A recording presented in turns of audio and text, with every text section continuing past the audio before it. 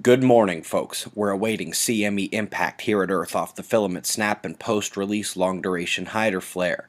After NASA initially predicted a miss, NOAA said impact tomorrow, and I said impact today. NASA has now come round and said that the shockwave should hit today in just a few hours. Let's watch the solar wind density and speed throughout the day for surges that would indicate that impact.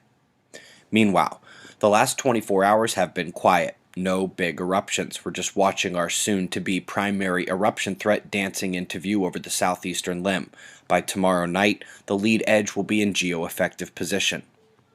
Let's jump to spaceweathernews.com and find solar flaring still struggling to produce. There is only one suspect in the caller that actually knows anything, but he's no snitch and he's not talking. The Earth-facing solar quiet continues. Earthquakes had a quiet October, then we had a 7-pointer strike Vanuatu, and then everything went quiet again. From the top left and bottom left, you see the northern corona hole and a southern extension turning into face Earth in the coming days. Those primary quake factors could give us a re-ramp of activity as we head into next week. Top news includes the third gamma ray burst in the last 3 days. That follows 2 weeks without one. Comet Lovejoy, it's where the aliens go to party. In addition to ice, and among the 20 organic compounds discovered, was alcohol, the drinkable kind.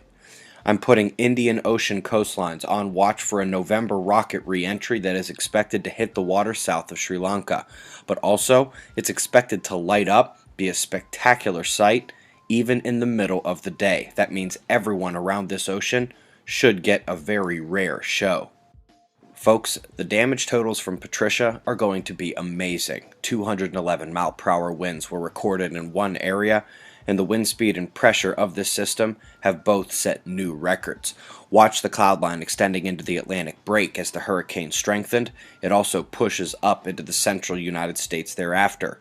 We can visualize that here as well at windyty.com, and please know it's not going to stop soon. Patricia's remnants are actually going to get up and sit on top of Texas in just a few hours.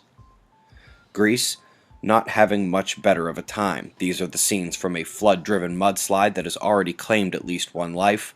Silver lining is that the dock is now hiring on their cleanup crew, so, jobs.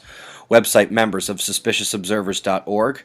Today's episode of Fly on the Wall will have some can't-miss announcements, a detailed update on just how rapidly the planet is changing, plus our normal, fascinating forays into other topics. Olaf took one look at Hawaii and turned the other cheek. We're at the top viewer locations for pressure and radar forecasts, and we're sticking to the South Atlantic and Indian Oceans for our current conditions, and of course shots of our star to close. It's 5:55 a.m. Eastern Time, and that's the news. Eyes open, no fear. Be safe, everyone.